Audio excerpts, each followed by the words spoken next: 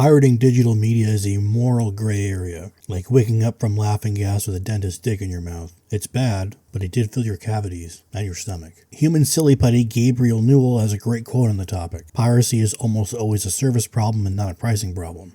And I agree. Media piracy has been around forever, from the invention of the printing press to bootleg DVDs of Eager for Beaver 6 sold on the side streets of New York. I once purchased a bootleg DVD at a local flea market and it turned out to be a Korean subtitled episode of Gilmore Girls. I need to find a retarded kid and teach him how to play softball. I was pissed because the label said 2 girls, 1 cup. Piracy for modern digital media is a great thing for consumers, and I'm tired of pretending like it's some sort of mortal sin. In this video I'll explain why, particularly as it pertains to video games. Just to be clear, I'm not telling anybody to do anything. I'm not providing any methods to get stuff or telling anybody to break the law. I have never pirated anything in my life and I never will. I just spent the last 15 years in jail and it's hard in there for a big booty Latino man. I can't go back. The biggest reason I think piracy is a superior option to, quote, buying digital goods is you'll own nothing and you'll be happy. When you purchase a digital good, you don't actually own it. Your account is granted temporary permission to access the content, and it can be revoked at any time, and it will be revoked eventually. I can't stand the thought of losing summer memories. It's called hentai, and it's art.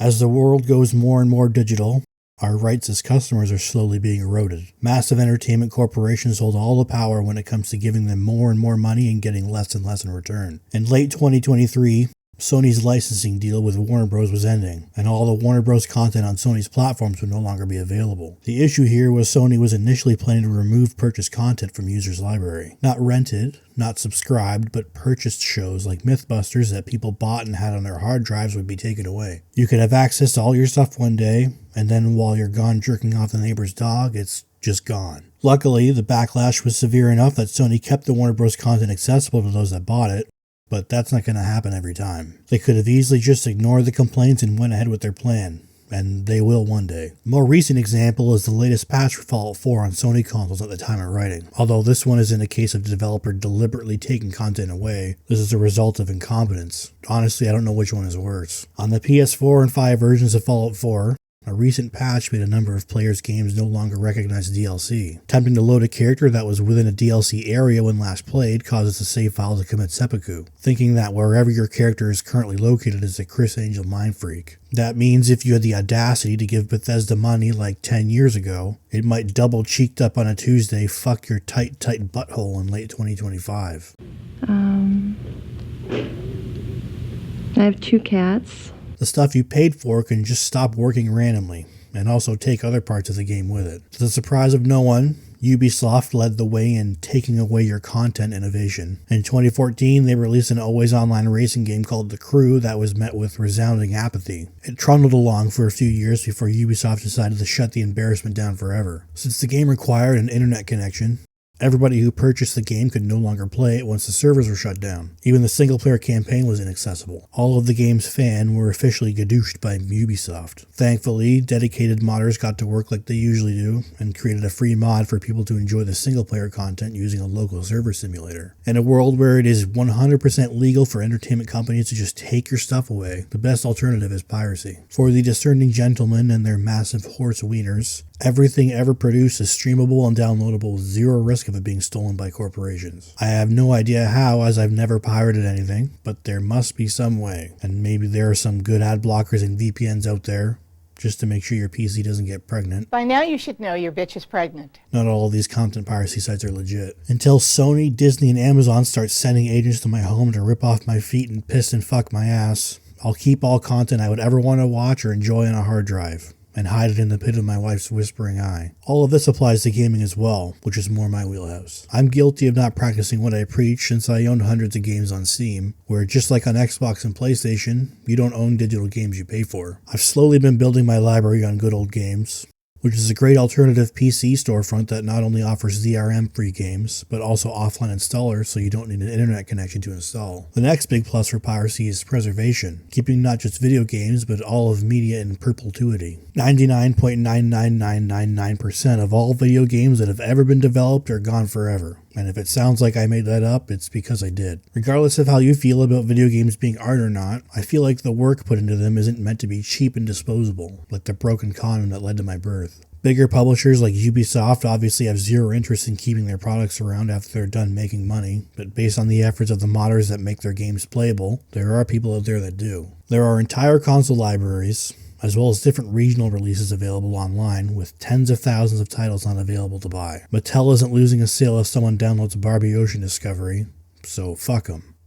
And fuck you. There's no way some games would have the enduring legacy that they do if not for piracy. Games that blew my tiny little mind as a child are available forever for my children to be bored with. Think of the tons of arcade titles that would be gone right now if they weren't preserved on the internet. I mean actual tons. Normal people aren't buying full-size arcade cabinets to play one 25-year-old rail shooter. If not for someone taking these games and shoving them in a tube, they would be destroyed or rotting in a storage container somewhere. As time goes on and technology advances, the proprietary hardware needed to play older games becomes obsolete. There are hardcore enthusiasts out there that build entire entertainment hubs with dozens of old consoles all ready to play, but the cost and complexity to get all that to work is way beyond the normal person who just wants to play Hotel Mario for 5 minutes of nostalgia. There's also the fact that these consoles and the media they play are slowly dying. Cartridge-based consoles aren't in nearly as much trouble since they can still be reliably repaired. But some disc-based consoles are already dead. Disk drives wear out over time, and replacing those is going to be impossible eventually, as the world continues to digitize everything. Some of the early original Xboxes are gone forever because of their capacitors' tendency to squirt all over the board and destroy themselves. Disk rot is also slowly destroying original copies of disc-based games. We can slow the decay down by storing discs properly, but they'll all be gone eventually. Depending on the number of hours of use, CRT displays are going extinct as well. As more of them get dragged to hell through the passage of time, the remaining working ones will become extremely expensive. Purists will argue that emulating these games is not the same as playing them on original hardware,